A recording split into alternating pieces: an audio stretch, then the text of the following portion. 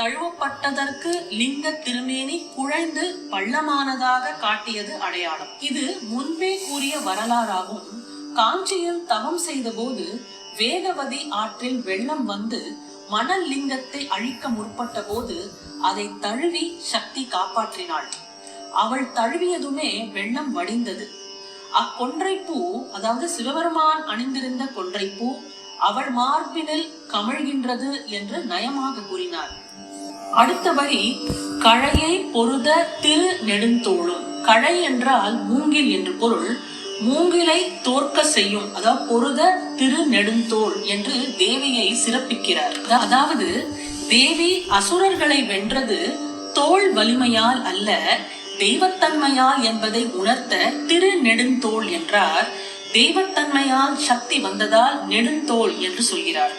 அடுத்த வரி கருப்பு வில்லும் விழைய பொருதிரல் வேரியம் பானம். அதாவது கருப்பு வில்லுங்கிறது கரும்பு வில் ஆகும். வலிமை உடைய வில் என்பதால் வல்லினம் மிகுந்து இங்கு சொல்கிறார்.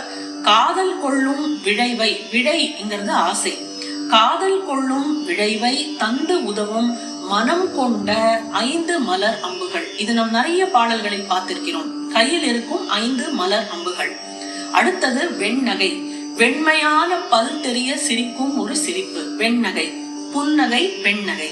அடுத்தது உழைய பொறுக்கணும். உழை என்றால் மான், அதாவது மானொத்த கண்ணும். பொருள் சொல்லும் போது ஒத்து இருக்கிறது, அதாவது மானொத்த கண்ணும். வெண்ணகை உழைய பொறு கண்ணும் எப்போதும் என் நெஞ்சில் உதிக்கின்றவே. அதாவது அவளுடைய அழகுமிக்க உறுப்புகள் எப்போதும் என் நெஞ்சில் உதிக்கின்றன என்று சொல்கிறார். இவைகளை இவர் நினைக்காமலே அவை தாமாக நெஞ்சில் தெரிகின்றன என்று சொல்கிறார். ஆழமாக நெஞ்சில் பதித்த இந்த உருவம் நிழல் போலாவது தெரிந்தபடி எப்போதுமே இருக்கும். யோக நெறியில் தெய்வத்தை நெஞ்சில் பதித்தால் அது நேரில் பார்ப்பது போலவே தெரியும். உதித்தல் என்பது ஒளியோடு தோன்றுதல் என்பது பொருள். அதுபோல அபிராமியின் உருவங்கள் வாழிப்பு தோன்றும் ஒளியுடன் தெரிவதாக கூறுகிறார். இந்த 100 பாடல்களையும் தொடங்கும் போது உதிக்கின்ற என்று தொடங்கினார். இந்த இறுதி பாடலின் முடிப்பு சொல்லும் உதிக்கின்றனவே என்று முடிக்கிறார். அந்தாதி என்பது பாடல் தோறும் முதலும் முடிவும் ஒத்து வருவது போல் ஒரு நூலின் தொடக்கமும் முடிவும் கூட அந்தம் ஆதியாகவே இருக்கும். இதுதான் அந்தாதியின் விளக்கம். அந்தத்தில் ஆதியை வைத்து பாடுவது ஒரு மாலையில் 2 கயிறுகளையும் இணைப்பது போன்றது. ஆக உதிக்கின்ற என்று தொடங்கி உதிக்கின்றனவே என்று முடித்தார். எனவே 100 பாடல்களையும் மனப்பாடம் செய்வது சொல் மாலையை அபிராமிக்கு சாத்துவது போன்றாகும்.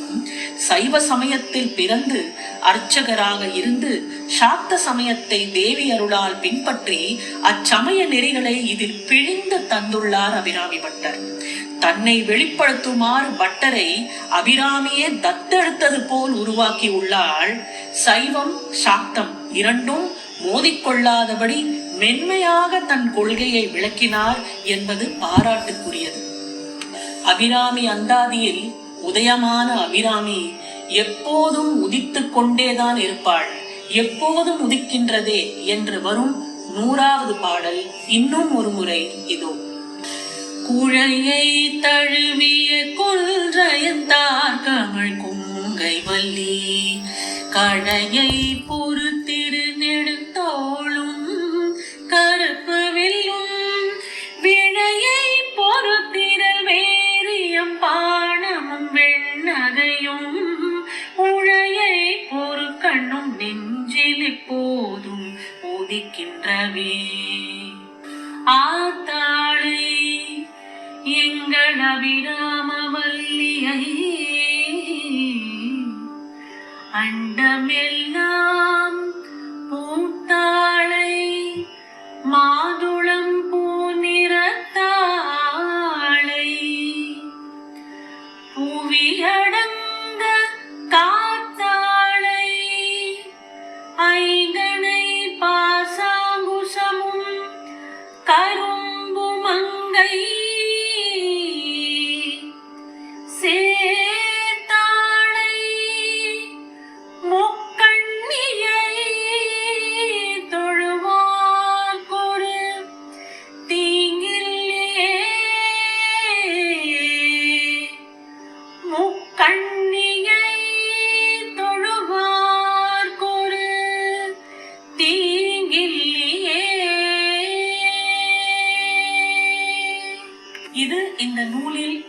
101வது பாடல்.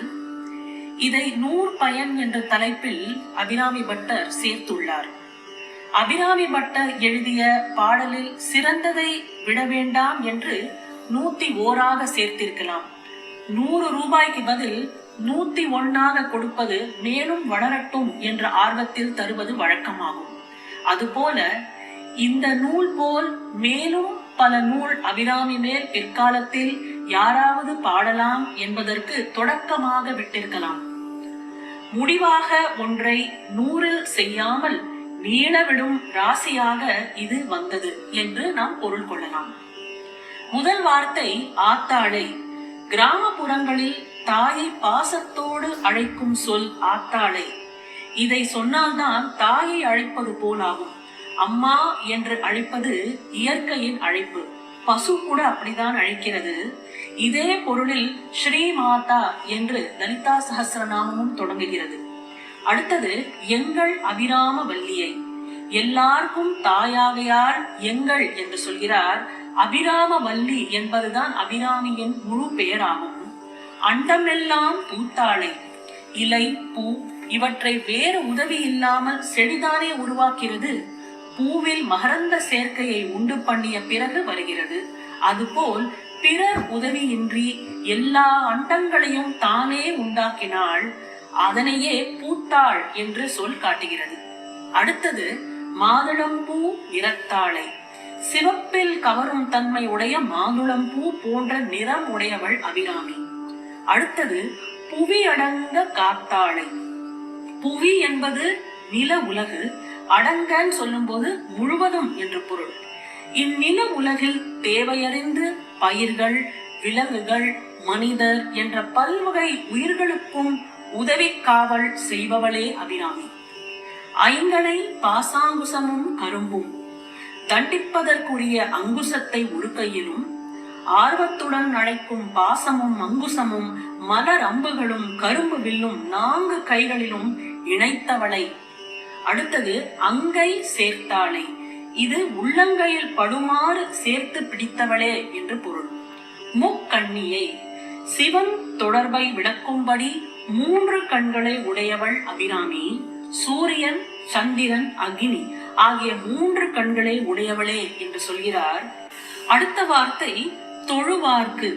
முறைப்படி வணங்குபவர்களுக்கு, அதாவது சாதாரண வணக்கம், தியானம், யோகம், தவம், அர்ச்சனை, திருமஞ்சனம், நைவேத்தியங்களுடன் வணங்குவது, இதைதான் சேர்த்து தொழுவார் என்று சொல்கிறார். அடுத்தது ஒரு தீங்கில்லையே. அதாவது காந்தத்தில் பதிந்த ஒரு இரும்பு ஊசியில் சிறிது நேரத்தில் காந்தம் ஏறிவிடும்.